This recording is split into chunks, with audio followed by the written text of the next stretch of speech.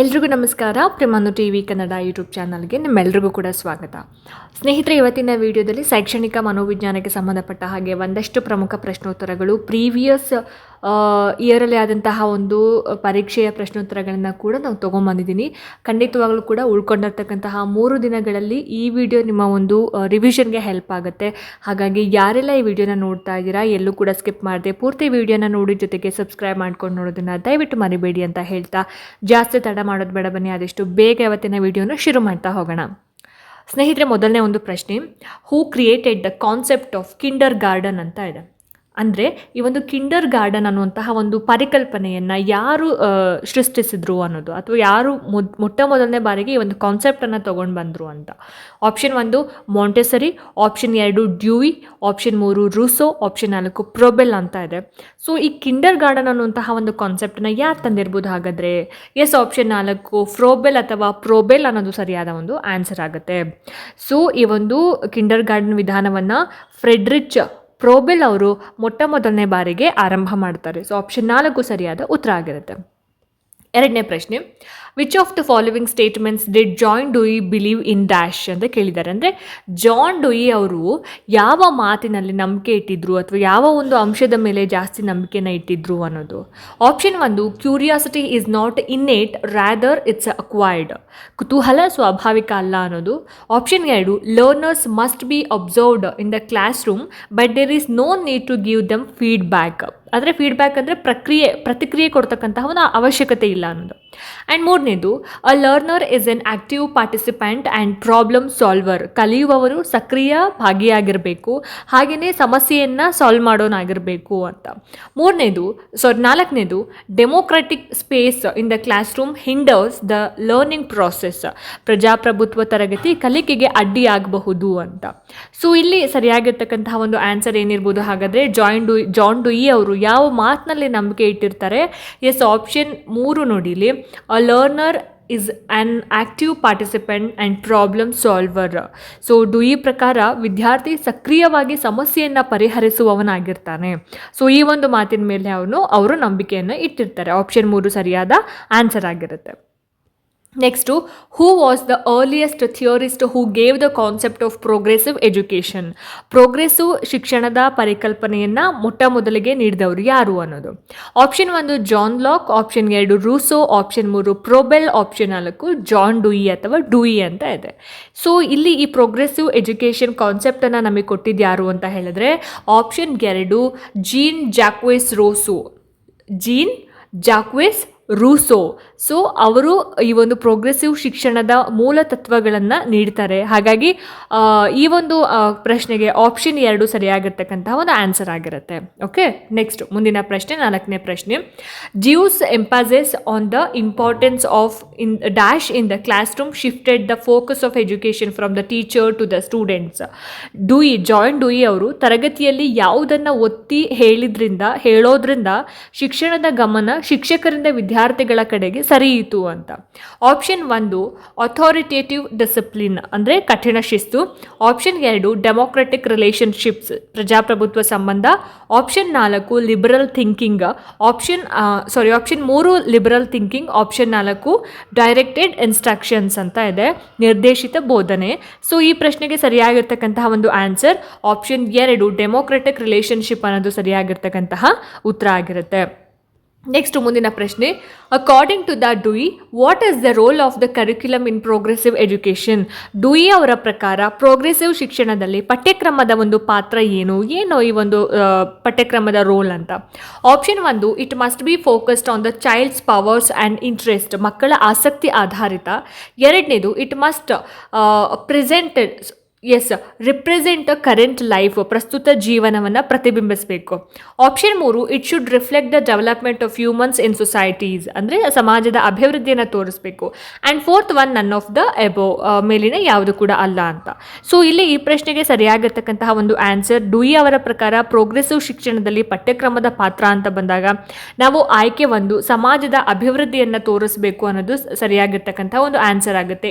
It should reflect the development of humans in society ಅನ್ನೋದು ಸರಿಯಾದ ಉತ್ತರ ಆಗಿರುತ್ತೆ. ಆ್ಯಂಡ್ ನೆಕ್ಸ್ಟ್ ಮುಂದಿನ ಒಂದು ಪ್ರಶ್ನೆ, more effective learning opportunities can be provided to students by dash. ಹೆಚ್ಚು ಪರಿಣಾಮಕಾರಿ ಕಲಿಕೆ ಸಾಧ್ಯವಾಗುವುದು ಯಾವಾಗ ಅಂತ. ಮೊದಲನೇದು giving detailed explanation of all topics, ಹೆಚ್ಚಿನ ಒಂದು ವಿವರಣೆಯನ್ನು ಕೊಡೋದ್ರಿಂದ. ಎರಡನೇದು ಯೂಸಿಂಗ್ ಮೋರ್ ಟೀಚಿಂಗ್ ಏಡ್ಸ್, ಬೋಧನೋಪಕರಣಗಳನ್ನು ಬಳಸೋದ್ರಿಂದ. ಮೂರನೇದು ಕಂಡಕ್ಟಿಂಗ್ ಪೀರಿಯಾಡಿಕ್ ಟೆಸ್ಟ್, ಅಂದರೆ ಪರೀಕ್ಷೆಗಳನ್ನ ಮಾಡೋದ್ರಿಂದ. And fourth one basing the teaching on real life situations, ನೈಜ ಜೀವನ ಆಧಾರಿತ ಬೋಧನೆ ಅಂತ. ಸೊ ಸರಿಯಾಗಿರ್ತಕ್ಕಂತಹ ಉತ್ತರ ಏನು, ಬಹಳ ಒಂದು ಎಫೆಕ್ಟಿವ್ ಲರ್ನಿಂಗ್ ಸಾಧ್ಯ ಆಗೋದು ಯಾವಾಗ ಅಂದರೆ ನೈಜ ಜೀವನ ಆಧಾರಿತ ಬೋಧನೆ ಅಥವಾ basing the teaching on real life situations ಅನ್ನೋದು ಸರಿಯಾದ ಆನ್ಸರ್ ಆಗಿರುತ್ತೆ. ಆ್ಯಂಡ್ ನೆಕ್ಸ್ಟ್ ಮುಂದಿನ ಪ್ರಶ್ನೆ, a school founded on the progressive ideology will expect all students to dash. Progressive ಶಾಲೆಯಲ್ಲಿ ವಿದ್ಯಾರ್ಥಿಗಳಿಂದ ಏನನ್ನು ನಿರೀಕ್ಷೆ ಮಾಡಲಾಗುತ್ತೆ ಅನ್ನೋದು ಪ್ರಶ್ನೆ. Option 1 actively construct knowledge by participation and collaboration, ಸಹಕಾರದಿಂದ ಜ್ಞಾನ ನಿರ್ಮಾಣ. ಎರಡನೇದು follow the teacher's instructions faithfully ಅಂತ ಇದೆ, ಅಂದರೆ ಶಿಕ್ಷಕರನ್ನು ಅನುಸರಿಸುವುದು, ಅವರ ಒಂದು ಇನ್ಸ್ಟ್ರಕ್ಷನ್ಸ್ನ ಅನುಸರಣೆ ಮಾಡೋದು. ಮೂರನೇದು get good marks in all exams, ಹೆಚ್ಚು ಅಂಕಗಳನ್ನು ಗಳಿಸೋದು. ನಾಲ್ಕನೇದು learn what the teachers teach without questioning, ಪ್ರಶ್ನಿಸದೇ ಕಲಿಯೋದು. ಸೊ ಪ್ರೋಗ್ರೆಸಿವ್ ಶಾಲೆಯಲ್ಲಿ ವಿದ್ಯಾರ್ಥಿಗಳಿಂದ ನಾವು ಏನು ಎಕ್ಸ್ಪೆಕ್ಟ್ ಮಾಡ್ಬೋದು, ಸೊ ನೀವು ಗೆಸ್ ಮಾಡಿದ್ರಿ ಅಲ್ವಾ ಆನ್ಸರ್ ಏನು ಅನ್ನೋದು. Yes, option 1 actively construct knowledge by participation and collaboration ಅನ್ನೋದು ಸರಿಯಾಗಿರ್ತಕ್ಕಂತಹ ಆನ್ಸರ್ ಆಗುತ್ತೆ, ಆಪ್ಷನ್ 1. ಓಕೆ, ನೆಕ್ಸ್ಟು 8ನೇ ಒಂದು ಪ್ರಶ್ನೆ, Sarala a Hindi teacher never answers directly a question raised by a student in class. Instead, she gives other students time to think of the answer, discuss in the group, etc. Before leading them to the correct answer. She is following which of the following approaches to teaching ಅಂತ ಇದೆ. ಅಂದರೆ ಶಿಕ್ಷಕಿ ವಿದ್ಯಾರ್ಥಿಗಳಿಗೆ ತಕ್ಷಣ ಉತ್ತರ ಕೊಡದೆ ಚರ್ಚೆ ಮಾಡಿ ಉತ್ತರ ತಲುಪಿಸಿದ್ರೆ ಆ ಒಂದು ಮೆಥಡನ್ನು ನಾವು ಏನಂತ ಹೇಳಿ ಕರಿತೀವಿ ಅಂತ. Option 1 behaviourist, option 2 traditional, option 3 progressive and option 4 none ಅಂತ ಇದೆ. ನನ್ ಆಫ್ ದಿಸ್ ಅಂದರೆ ಯಾವುದು ಕೂಡ ಅಲ್ಲ ಅಂತ. ಸೊ ಏನಿರ್ಬೋದು ಹಾಗಾದರೆ ಈ ಪ್ರಶ್ನೆಗೆ ಸರಿಯಾಗಿರ್ತಕ್ಕಂತಹ ಒಂದು ಆನ್ಸರ್ ಎಸ್, ಆಪ್ಷನ್ 3 ಪ್ರೋಗ್ರೆಸಿವ್ ಅನ್ನೋದು ಸರಿಯಾದಂತಹ ಒಂದು ಆನ್ಸರ್ ಆಗುತ್ತೆ, ಪ್ರೋಗ್ರೆಸಿವ್ ಮೆಥಡ್ ಅನ್ನೋದು. ಆ್ಯಂಡ್ ನೆಕ್ಸ್ಟ್ ಮುಂದಿನ ಒಂದು ಪ್ರಶ್ನೆ, a progressive teacher should always motivate her students to dash. Progressive ಶಿಕ್ಷಕಿ ವಿದ್ಯಾರ್ಥಿಗಳನ್ನು ಯಾವುದಕ್ಕೆ ಪ್ರೇರೇಪಿಸಬೇಕು ಅನ್ನೋದು. Option 1 ask all the queries they have, ಅಂದರೆ ಪ್ರಶ್ನೆಯನ್ನು ಕೇಳೋದಕ್ಕೆ, ಅವ್ರಿಗೆ ಏನೇನು ಕ್ವೆಶನ್ಸ್ ಇದೆ ಎಲ್ಲನೂ ಕೂಡ ಕೇಳೋಕ್ಕೆ ಅವಕಾಶ ಮಾಡಿಕೊಡ್ಬೇಕು. ಆ್ಯಂಡ್ ಎರಡನೇದು acquire knowledge of the content given, ಅಂದರೆ ವಿಷಯವನ್ನು ತಿಳ್ಕೊಳ್ಳೋದಕ್ಕೆ. And third one interact actively in any discussion in the classroom, ಚರ್ಚೆಯಲ್ಲಿ ಸಕ್ರಿಯ ಭಾಗವಹಿಸೋದಕ್ಕೆ. ಆ್ಯಂಡ್ ಆಪ್ಷನ್ 4 ಪಾರ್ಟಿಸಿಪೇಟ್ ಒಕೇಶ್ನಲ್ಲಿ, ಕೆಲವೊಂದು ಸಲ ಮಾತ್ರ ಪಾರ್ಟಿಸಿಪೇಟ್ ಮಾಡಬೇಕಂತ. ಸೊ ಇಲ್ಲಿ ಸರಿಯಾಗಿರ್ತಕ್ಕಂಥ ಒಂದು ಆನ್ಸರ್ ಏನಿರ್ಬೋದು ಹಾಗಾದರೆ ಆಪ್ಷನ್ 3 ನೋಡಿ ಇಲ್ಲಿ, interact actively in any discussion in the classroom, ಚರ್ಚೆಯಲ್ಲಿ ಸಕ್ರಿಯವಾಗಿ ಭಾಗವಹಿಸಬೇಕು. ಅದು ಯಾವುದೇ ಒಂದು ಡಿಸ್ಕಷನ್ಸ್ ಇದ್ರೂ ಕೂಡ ನಾವು ಏನು ಆ್ಯಕ್ಟಿವ್ ಆಗಿ ಪಾರ್ಟಿಸಿಪೇಟ್ ಮಾಡಬೇಕು ಅನ್ನೋದು. ಸೊ ಹಾಗಾಗಿ ಆಪ್ಷನ್ 3 ಸರಿಯಾಗಿರ್ತಕ್ಕಂತಹ ಒಂದು ಆನ್ಸರ್ ಆಗುತ್ತೆ. ಸೊ ನೆಕ್ಸ್ಟ್ 10ನೇ ಒಂದು ಪ್ರಶ್ನೆ, which one of the following is not a basic feature of progressive education. ಕೆಳಗಿನ ಯಾವುದು ಪ್ರೋಗ್ರೆಸಿವ್ ಶಿಕ್ಷಣದ ಲಕ್ಷಣ ಅಲ್ಲ. ಮೊದಲನೇದು it considers each child as the same, ಎಲ್ಲ ಮಕ್ಕಳನ್ನ ಒಂದೇ ರೀತಿಯಾಗಿ ನೋಡೋದು. ಎರಡನೇದು integrated curriculum approach is used, ಸಮಗ್ರ ಪಠ್ಯಕ್ರಮ. ಮೂರನೇದು less emphasis is laid on textbooks, ಪುಸ್ತಕಗಳಿಗೆ ಕಡಿಮೆ ಒತ್ತು ಕೊಡೋದು. ಆ್ಯಂಡ್ ನಾಲ್ಕನೇದು curriculum is designed as per the interest of children, ಮಕ್ಕಳ ಆಸಕ್ತಿಯ ಅನುಸಾರವಾಗಿ ಪಠ್ಯಕ್ರಮದ ರಚನೆ ಮಾಡೋದು. ಆ್ಯಂಡ್ ಈ ಪ್ರಶ್ನೆಗೆ ಸರಿಯಾದ ಒಂದು ಆನ್ಸರ್ ಏನಿರ್ಬೋದು ಹಾಗಾದರೆ ಎಸ್, ಆಪ್ಷನ್ 1 ಎಲ್ಲ ಮಕ್ಕಳನ್ನ ಒಂದೇ ರೀತಿಯಾಗಿ ನೋಡುವುದು. It considers each child as the same ಅನ್ನೋದು ಸರಿಯಾಗಿರ್ತಕ್ಕಂತಹ ಒಂದು ಆನ್ಸರ್ ಆಗುತ್ತೆ. ಸೊ ಇದು ಪ್ರೋಗ್ರೆಸಿವ್ ಎಜುಕೇಷನ್ನ ಒಂದು ಕ್ಯಾರೆಕ್ಟರಿಸ್ಟಿಕ್ಸ್ ಅಲ್ಲ. ಸೊ ಹಾಗಾಗಿ ಆಪ್ಷನ್ 1 ಸರಿಯಾಗಿರ್ತಕ್ಕಂತಹ ಆನ್ಸರ್ ಆಗಿರುತ್ತೆ. ನೆಕ್ಸ್ಟ್ ಕ್ವೆಶ್ಚನ್ ನೋಡಿ, 11ನೇ ಪ್ರಶ್ನೆ, Montessori education is basically for dash. ಅಂದರೆ ಮಾಂಟೆಸರಿ ಶಿಕ್ಷಣ ಮುಖ್ಯವಾಗಿ ಯಾರಿಗೋಸ್ಕರ ಇದೆ ಅಂತ. Option 1 women's education, option 2 teenage children, ಕಿಶೋರ ವಯಸ್ಸಿನ ಮಕ್ಕಳು, ಆಪ್ಷನ್ 4 ಓಲ್ಡ್ ಸ್ಟೂಡೆಂಟ್ಸ್, ಹಿರಿಯ ವಿದ್ಯಾರ್ಥಿಗಳು, and fourth one young children, ಚಿಕ್ಕ ಮಕ್ಕಳು ಅಂತ. ಸೊ ಇಲ್ಲಿ ಸರಿಯಾಗಿರ್ತಕ್ಕಂಥ ಆನ್ಸರ್ ಏನು, ಯಾರಿಗೋಸ್ಕರ ಮಾಂಟೆಸರಿ ಎಜುಕೇಷನ್ನ ಡಿಸೈನ್ ಮಾಡಿದ್ದಾರೆ? Yes, obviously option 4 young children is the right answer. So Montessori ವಿಧಾನ ಮುಖ್ಯವಾಗಿ ಪ್ರೀ ಪ್ರೈಮರಿ ಮಕ್ಕಳಿಗೋಸ್ಕರ. ಸೊ ಹಾಗಾಗಿ ಆಪ್ಷನ್ 4 ಸರಿಯಾದ ಆನ್ಸರ್ ಆಗಿರುತ್ತೆ ಈ ಒಂದು ಪ್ರಶ್ನೆಗೆ. ನೆಕ್ಸ್ಟ್ ಮುಂದಿನ ಒಂದು ಪ್ರಶ್ನೆ 12ನೇ ಪ್ರಶ್ನೆ. Teachers and students draw on one another expertise while working on complex projects related to reveal world problems in a dash classroom. ಅಂದರೆ ಶಿಕ್ಷಕರು ಮತ್ತು ವಿದ್ಯಾರ್ಥಿಗಳು ನೈಜ ಸಮಸ್ಯೆಗಳ ಮೇಲೆ ಒಟ್ಟಿಗೆ ಕೆಲಸ ಮಾಡುವಂತಹ ಒಂದು ತರಗತಿಗೆ ನಾವೇನಂತ ಹೇಳಿ ಕರಿತೀವಿ? ಆಪ್ಷನ್ 1 ಟೀಚರ್ ಸೆಂಟ್ರಿಕ್, ಶಿಕ್ಷಕ ಕೇಂದ್ರಿತ. ಆಪ್ಷನ್ 2 ಸೋಷಿಯಲ್ ಕನ್ಸ್ಟ್ರಕ್ಟಿವಿಸ್ಟ್, ಸಾಮಾಜಿಕ ರಚನಾತ್ಮಕ. Option 3 traditional and option 4 constructivist, ರಚನಾತ್ಮಕ ಅಂತ. ಸೊ ಸರಿಯಾದ ಉತ್ತರ ಏನಿರ್ಬೋದು ಹಾಗಾದರೆ ಈ ಒಂದು ಪ್ರಶ್ನೆಗೆ? ಎಸ್, ಆಪ್ಷನ್ 2 ಸೋಷಿಯಲ್ ಕನ್ಸ್ಟ್ರಕ್ಟಿವಿಸ್ಟ್ ಅನ್ನೋದು ಸರಿಯಾದ ಆನ್ಸರ್ ಆಗುತ್ತೆ, ಸಾಮಾಜಿಕ ರಚನಾತ್ಮಕ ತರಗತಿ ಅಂತ. ಸೊ ಹಾಗಾಗಿ ಆಪ್ಷನ್ 2 ಸರಿಯಾಗಿರುವಂತಹ ಉತ್ತರ ಈ ಒಂದು ಪ್ರಶ್ನೆಗೆ. ನೆಕ್ಸ್ಟ್ 13ನೇ ಪ್ರಶ್ನೆ. ಹ್ಯುಮ್ಯಾನಿಸ್ಟಿಕ್ ಎಜುಕೇಷನ್ ಫೋಕಸಸ್ ಆನ್ ಡ್ಯಾಶ್, ಅಂದರೆ ಹ್ಯುಮ್ಯಾನಿಸ್ಟಿಕ್ ಶಿಕ್ಷಣ ಯಾವುದಕ್ಕೆ ಒತ್ತನ್ನು ಕೊಡುತ್ತೆ? Option 1 arts and social science, ಕಲೆ ಮತ್ತು ಸಮಾಜ ವಿಜ್ಞಾನ. 2ನೇದು ಓನ್ಲಿ ಸೈನ್ಸ್, ಕೇವಲ ವಿಜ್ಞಾನ. 3ನೇದು ಓನ್ಲಿ ಆರ್ಟ್ಸ್, ಕೇವಲ ಕಲೆ. And 4th one social and political science, ಸಮಾಜ ಮತ್ತು ರಾಜಕೀಯ ವಿಜ್ಞಾನ ಅಂತ. ಸೊ ಹ್ಯುಮ್ಯಾನಿಸ್ಟಿಕ್ಸ್ ಎಜುಕೇಷನ್ ಯಾವುದಕ್ಕೆ ಜಾಸ್ತಿ ಇಂಪಾರ್ಟೆನ್ಸ್ ಕೊಡುತ್ತೆ ಅಂತ ಹೇಳಿದ್ರೆ ಎಸ್ ಮಾಡಿದ್ರಿ ಅಲ್ವಾ? ಆಪ್ಷನ್ 1 ಕಲೆ ಮತ್ತು ಸಮಾಜ ವಿಜ್ಞಾನ, ಆರ್ಟ್ಸ್ ಆ್ಯಂಡ್ ಸೋಷಿಯಲ್ ಸೈನ್ಸ್ ಅನ್ನೋದು ಸರಿಯಾದ ಉತ್ತರ ಆಗಿರುತ್ತೆ. And next 14th one. Shailaja, a social science teacher, wants her students to give creative answer to her questions. For this to happen she should dash. ಅಂದರೆ ಸೃಜನಾತ್ಮಕ ಉತ್ತರಗಳಿಗೋಸ್ಕರ ಶಿಕ್ಷಕಿ ಏನು ಮಾಡಬೇಕು ಅಂತ. Option 1 lecture them on the subject, ಅವರಿಗೆ ಒಂದು ವಿಷಯದ ಬಗ್ಗೆ ಉಪನ್ಯಾಸ ಮಾಡಬೇಕು.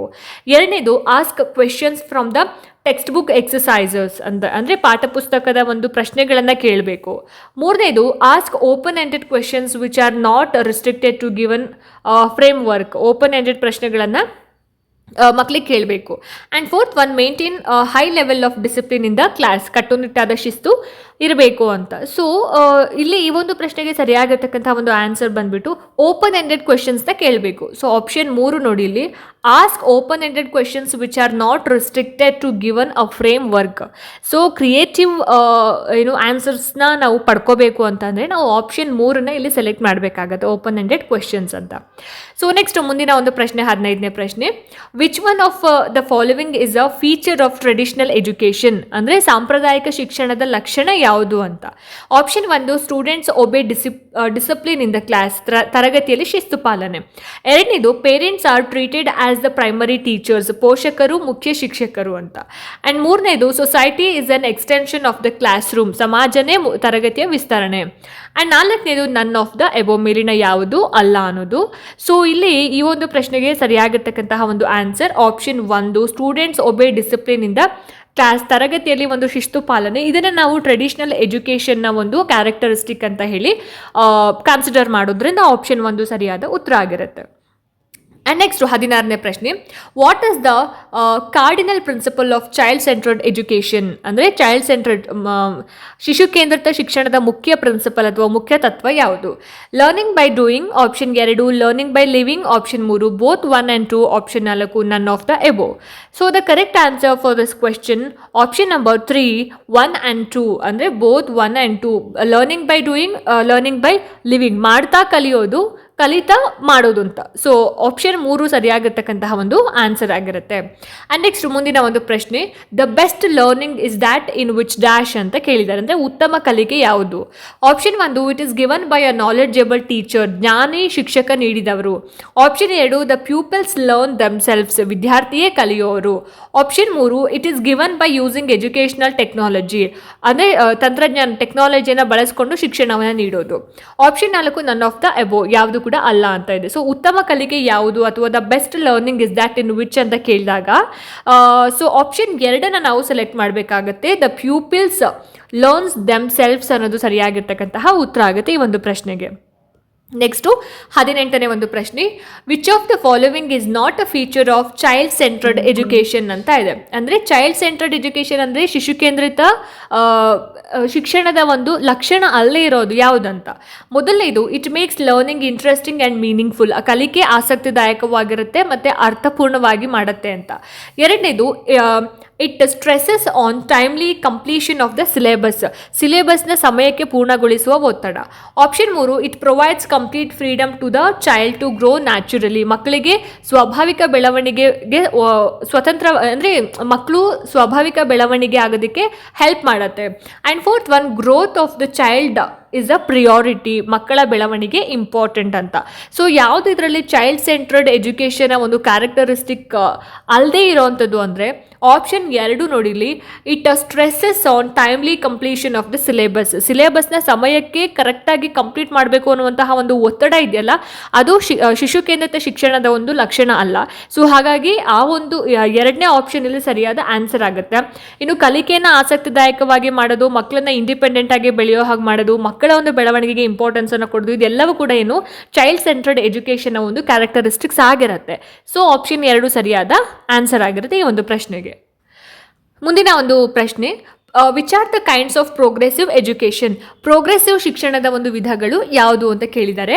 Option 1 Montessori traditional and constructivist, option 2 Montessori humanistic child centred, option 3 Montessori humanistic constructivist and option 4 child centred humanistic and constructivist ಅಂತ ಇದೆ.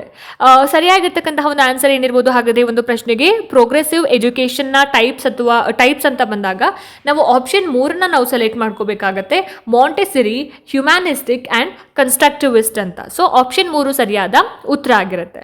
ಆ್ಯಂಡ್ ನೆಕ್ಸ್ಟ್ ಮುಂದಿನ ಒಂದು ಪ್ರಶ್ನೆ, in a child centred classroom children generally learn dash ಅಂತ ಕೇಳಿದ್ದಾರೆ. ಅಂದರೆ child centred ತರಗತಿಯಲ್ಲಿ, ಶಿಶು ಕೇಂದ್ರಿತ ತರಗತಿಯಲ್ಲಿ ಮಕ್ಕಳು ಹೇಗೆ ಕಲಿತಾರೆ? Option 1 individually and in groups, ಒಬ್ಬರೇ ಅಥವಾ ಗುಂಪಿನಲ್ಲಿ. Option 2 mainly from the teacher, ಮುಖ್ಯವಾಗಿ ಶಿಕ್ಷಕರಿಂದ. ಆಪ್ಷನ್ 3 ಇಂಡಿವಿಜುವಲಿ, ಒಬ್ಬರೇ. ಆಪ್ಷನ್ 4 ಇನ್ ಗ್ರೂಪ್ಸ್, ಗುಂಪಿನಲ್ಲಿ ಅಂತ. ಸೊ ಏನಿರ್ಬೋದು ಹಾಗಾದರೆ ಈ ಚೈಲ್ಡ್ ಸೆಂಟ್ರಡ್ ಕ್ಲಾಸ್ ರೂಮಲ್ಲಿ ಮಕ್ಕಳು ಯಾವ ರೀತಿ ಕಲಿತಾರೆ ಅಂತ ಹೇಳಿದ್ರೆ option 1 individually and in group, ಅಂದರೆ ಒಬ್ಬರೇನೂ ಕಲಿತಾರೆ, ಗುಂಪಿನಲ್ಲೂ ಕೂಡ ಕಲಿತಾರೆ. ಸೊ ಹಾಗಾಗಿ ಆಪ್ಷನ್ 1 ಸರಿಯಾಗಿರ್ತಕ್ಕಂಥ ಒಂದು ಆನ್ಸರ್ ಆಗುತ್ತೆ. ಸೊ ಸಪ್ರೇಟ್ ಆಗಿ ಕಲಿಯೋದು ಅಥವಾ ಬರೀ ಗುಂಪಿನಲ್ಲಿ ಮಾತ್ರ ಕಲಿಯೋದು ಆಗಿರೋದಿಲ್ಲ, ಈ ಎರಡೂ ಇರುತ್ತೆ. ಹಾಗಾಗಿ ಆಪ್ಷನ್ 1 ಸರಿಯಾದ ಉತ್ತರ ಆಗಿರುತ್ತೆ. ನೆಕ್ಸ್ಟ್ ಮುಂದಿನ ಪ್ರಶ್ನೆ, the lab schools advocated by John Dewey were examples of dash. ಅಂದರೆ ಜಾನ್ ಡುಯಿ ಅವರ ಈ ಒಂದು ಲ್ಯಾಬ್ ಸ್ಕೂಲ್ಸ್ಗೆ ನಾವು ಯಾವುದನ್ನು ಎಕ್ಸಾಂಪಲ್ ಆಗಿ ಕೊಡಬಹುದು? Option 1 public schools, option 2 common schools, option 3 factory schools, option 4 progressive schools. So ಈ ಒಂದು ಕ್ವೆಶನನ್ನು 2012 CTET ನವೆಂಬರ್ ನಲ್ಲಿ ನಡೆದಂತಹ ಎಕ್ಸಾಮಲ್ಲಿ ಕೇಳಿದ್ದಾರೆ. ಸೊ ಈ ಒಂದು ಪ್ರಶ್ನೆಗೆ ಏನಿರ್ಬೋದು ಹಾಗಾದರೆ ಸರಿಯಾಗಿರ್ತಕ್ಕಂಥ ಉತ್ತರ? ಗೆಸ್ ಮಾಡಿದ್ರಿ ಅಲ್ವಾ? ಎಸ್, ಆಪ್ಷನ್ 4 ಪ್ರೋಗ್ರೆಸಿವ್ ಸ್ಕೂಲ್ ಅನ್ನೋದು ಸರಿಯಾಗಿರ್ತಕ್ಕಂತಹ ಒಂದು ಆನ್ಸರ್ ಆಗಿರುತ್ತೆ. ಮುಂದಿನ ಒಂದು ಪ್ರಶ್ನೆ, 23ನೇ ಪ್ರಶ್ನೆ, child centred education was advocated by which of the following thinkers. ಅಂದರೆ ಈ ಒಂದು ಶಿಶು ಕೇಂದ್ರಿತ ಶಿಕ್ಷಣವನ್ನು ಯಾರು ಪ್ರೋತ್ಸಾಹಿಸಿದ್ರು ಅನ್ನೋದು? Option 1 Erikson, option 2 Charles Darwin, option 3 BF Skinner and option 4 John Dewey ಅಂತ ಇದೆ. ಸೊ ಯಾರಿರ್ಬೋದು ಹಾಗಾದರೆ ಈ ಒಂದು ಚೈಲ್ಡ್ ಸೆಂಟ್ರಡ್ ಎಜುಕೇಷನನ್ನು ಅಡ್ವೊಕೇಟ್ ಮಾಡಿದ್ದು ಅಂತ ಹೇಳಿದರೆ ಎಸ್, ಆಪ್ಷನ್ 4 ಜಾನ್ ಡುಯಿ ಅನ್ನೋದು ಸರಿಯಾಗಿರ್ತಕ್ಕಂತಹ ಆನ್ಸರ್ ಆಗಿರುತ್ತೆ. ಓಕೆ, ನೆಕ್ಸ್ಟ್ 24ನೇ ಪ್ರಶ್ನೆ, in the context of progressive education the term equal educational opportunity implies that all students should dash ಅಂತ ಕೇಳಿದ್ದಾರೆ. ಅಂದರೆ ಈಕ್ವಲ್ ಎಜುಕೇಷನಲ್ ಆಪರ್ಚುನಿಟಿಯ ಒಂದು ಅರ್ಥ ಏನು ಅನ್ನೋ ಥರ ಕ್ವೆಶ್ಚನ್. ಇದು ಬಂದು 2014 ಕೇಳಿದ್ದಾರೆ CTET ಎಕ್ಸಾಮಲ್ಲಿ. ಮೊದಲನೇ option, be provided an education by using the same methods and materials without any distinction, ಅಂದರೆ ಎಲ್ರಿಗೂ ಒಂದೇ ಮೆಥಡ್ ಅಂತ. ಎರಡನೇದು, be provided an education which is most appropriate to them and their future life at work, ಪ್ರತಿಯೊಬ್ಬರಿಗೂ ಸೂಕ್ತವಾದಂತಹ ಒಂದು ಶಿಕ್ಷಣ. Option 3 receive equal education irrespective of their caste, creed, colour, region and religion, ಅಂದರೆ ಜಾತಿ ಧರ್ಮ ಭೇದ ಇಲ್ಲದೆ ಎಲ್ಲರಿಗೂ ಸಮಾನ ಶಿಕ್ಷಣವನ್ನು ಪ್ರೊವೈಡ್ ಮಾಡೋದು ಅಂತ. And fourth one, be allowed to prove their capability after receiving an equal education, ಸಾಮರ್ಥ್ಯವನ್ನು ಸಾಬೀತುಪಡಿಸೋದಕ್ಕೆ ಅವಕಾಶ ಅಂತ. ಸೊ ಇಲ್ಲಿ ಸರಿಯಾಗಿರ್ತಕ್ಕಂತಹ ಒಂದು ಆನ್ಸರ್ ಇಲ್ಲಿ ಈಕ್ವಲ್ ಎಜುಕೇಷನಲ್ ಆಪರ್ಚುನಿಟಿ ಅಂತ ಬಂದಾಗ ನಾವು ಆಪ್ಷನ್ 2 ನಾವು ಸೆಲೆಕ್ಟ್ ಮಾಡ್ಕೋಬೇಕಾಗತ್ತೆ. Be provided an education which is most appropriate to them and their future life at work ಅಂತಂದರೆ ಪ್ರತಿಯೊಬ್ಬರಿಗೂ ಕೂಡ ಸೂಕ್ತವಾಗಿರ್ತಕ್ಕಂತಹ ಒಂದು ಶಿಕ್ಷಣವನ್ನು ಕೊಡೋದು ಅಂತ ಅರ್ಥ. ಓಕೆನಾ? ನೆಕ್ಸ್ಟ್ 25ನೇ ಒಂದು ಪ್ರಶ್ನೆ, progressive education is associated with which of the following statements. ಅಂದರೆ ಪ್ರೋಗ್ರೆಸಿವ್ ಶಿಕ್ಷಣಕ್ಕೆ ಸಂಬಂಧಿಸಿದಂತಹ ಒಂದು ಹೇಳಿಕೆ ಯಾವುದು? ಮೊದಲನೇದು, teachers are the orienters of information and authority ಅಂತ ಇದೆ, ಅಂದರೆ ಶಿಕ್ಷಕರು ಮಾತ್ರ ಜ್ಞಾನ ಮೂಲ ಅಂತ. ಎರಡನೇದು, knowledge is generated through direct experience and collaboration, ಅಂದರೆ ಅನುಭವ ಮತ್ತು ಸಹಕಾರದಿಂದ ಜ್ಞಾನ.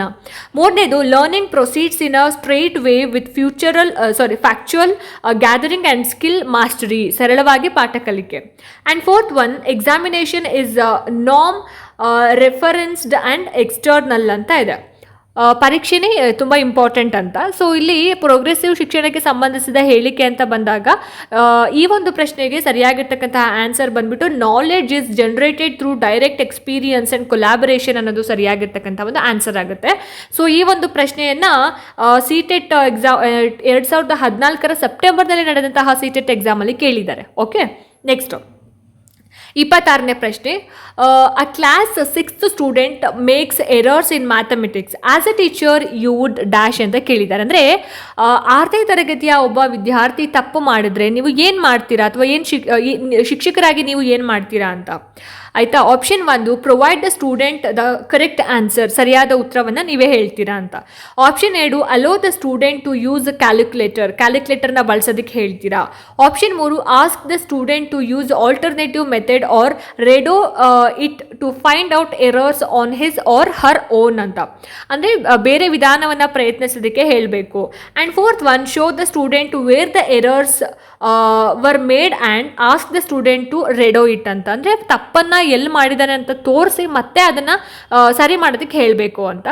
ಸೊ ಸರಿಯಾಗಿರ್ತಕ್ಕಂತಹ ಒಂದು ಉತ್ತರ ಏನಿರ್ಬೋದು ಹಾಗಾದರೆ ಈ ಒಂದು ಪ್ರಶ್ನೆಗೆ?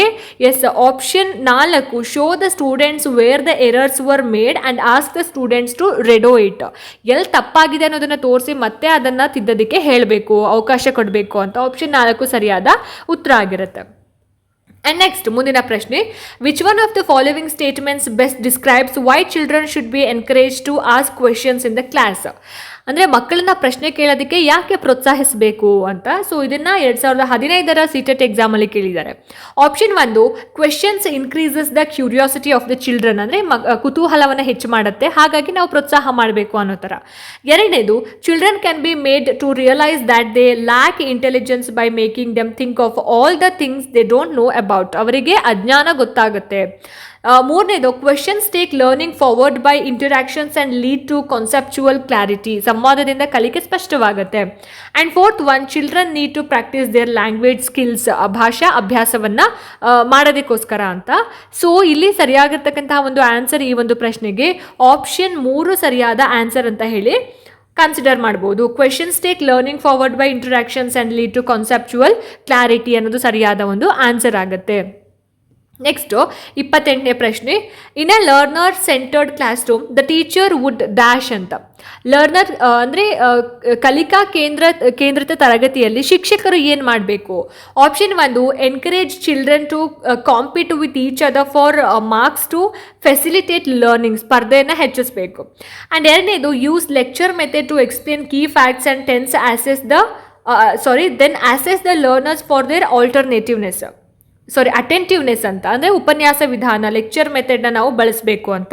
ಮೂರನೇದು, demonstrate what she expects her students to do and then gives them guidelines to do the same ಅಂತ, ಅಂದರೆ ತೋರಿಸಿ ಅದನ್ನು ಅನುಸರಣೆ ಮಾಡೋದಕ್ಕೆ ಹೇಳಬೇಕು, ಕಾಪಿ ಮಾಡೋಕ್ಕೆ ಹೇಳಬೇಕು. And fourth one, employees such methods in which the learners are encourage to take initiative for their own learning, ಸ್ವಯಂ ಕಲಿಕೆಗೆ ಪ್ರೇರೇಪಣೆ ಮಾಡಬೇಕು ಅಂತ. ಸೊ ಇಲ್ಲಿ ಸರಿಯಾಗಿರ್ತಕ್ಕಂತಹ ಒಂದು ಆನ್ಸರ್ ಏನಿರ್ಬೋದು ಹಾಗಾದರೆ?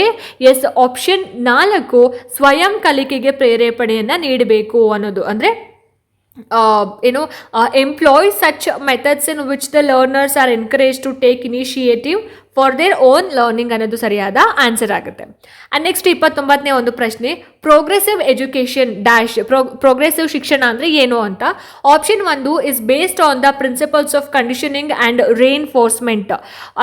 ಎರಡನೇದು is centred around textbooks since they are the only valid source of knowledge, ಪುಸ್ತಕ ಕೇಂದ್ರಿತ. Option 3 reforms the belief that the teacher has to be firm in her approach and in today's world children cannot be taught without using punishment. ಶಿಕ್ಷಕ ಕಠಿಣ ನಿಯಂತ್ರಣ ಅಂತ. ನಾಲ್ಕನೇದು lays strong emphasis on problem solving and critical thinking, ಸಮಸ್ಯೆ ಪರಿಹಾರ plus critical thinking ಅನ್ನೋದು. So ಇಲ್ಲಿ progressive education ಅಂತ ಬಂದಾಗ ನಾವು ಆಪ್ಷನ್ 4 ಸೆಲೆಕ್ಟ್ ಮಾಡಬೇಕಾಗುತ್ತೆ. ಸಮಸ್ಯೆ ಪರಿಹಾರ plus critical thinking, lays strong emphasises on problem solving and critical thinking ಅಂತ. ಸೊ ಆಪ್ಷನ್ 4 ಸರಿಯಾದ ಉತ್ತರ ಆಗಿರುತ್ತೆ. ಆ್ಯಂಡ್ ನೆಕ್ಸ್ಟು 30ನೇ ಒಂದು ಪ್ರಶ್ನೆ, a key feature of a child centred classroom is that in which dash ಅಂತ ಕೇಳಿದ್ದಾರೆ. ಅಂದರೆ ಶಿಶು ಕೇಂದ್ರಿತ ತರಗತಿಯ ಒಂದು ಲಕ್ಷಣ ಯಾವುದು? Option 1 the teacher's role is to present the knowledge to be learned and to assess the students on standard parameters, ಶಿಕ್ಷಕ ಮಾತ್ರ ಜ್ಞಾನವನ್ನು ನೀಡೋರು. ಎರಡನೇದು the students with the teacher's guidance are made responsible for constructing their own understanding. ಮೂರನೇ option there is coercive and psychological control of the teacher who determines the learning trajectory and the behavior of the children. ಅಂದರೆ ಶಿಕ್ಷಕ ನಿಯಂತ್ರಣ. Option 4 the teacher lays down uniform ways of behavior for children and gives them appropriate rewards when they do the same. ಒಂದೇ ವರ್ತನೆ ನಿಯಮ ಅಂತ. So ಇಲ್ಲಿ child centred ತರಗತಿಯ ಒಂದು ಕ್ಯಾರೆಕ್ಟರಿಸ್ಟಿಕ್ಸ್ ಅಂತ ಬಂದಾಗ ಯಾವುದನ್ನು ನಾವು ಆನ್ಸರ್ ಅಂತ ಹೇಳಿ ಕನ್ಸಿಡರ್ ಮಾಡ್ತೀವಿ? ಎಸ್, ಆಪ್ಷನ್ 2 ನೋಡಿ ಇಲ್ಲಿ, the students with the teacher's guidance are made responsible for constructing their own understanding. So ಹಾಗಾಗಿ ಆಪ್ಷನ್ 2 ಈ ಒಂದು ಪ್ರಶ್ನೆಗೆ ಸರಿಯಾಗಿರ್ತಕ್ಕಂತಹ ಆನ್ಸರ್ ಅಂತ ಹೇಳ್ಬೋದು. ಸೊ ನೋಡಿದ್ರಲ್ಲ ಸ್ನೇಹಿತರೆ, ಇದಾಗಿತ್ತು ಇವತ್ತಿನ ಸೈಕಾಲಜಿಗೆ ಸಂಬಂಧಪಟ್ಟ ಹಾಗೆ ಒಂದಷ್ಟು ಪ್ರಶ್ನೋತ್ತರಗಳು. ಹೋಪ್ ಈ ವಿಡಿಯೋ ನಿಮ್ಗೆ ಇಷ್ಟ ಆಯಿತು, ಅನುಕೂಲ ಆಯಿತು ಅಂತ ಭಾವಿಸ್ತೀನಿ. ಇಷ್ಟ ಆಯಿತು ಅಂತಂದರೆ ದಯವಿಟ್ಟು ಲೈಕ್ ಮಾಡಿ, ಶೇರ್ ಮಾಡಿ.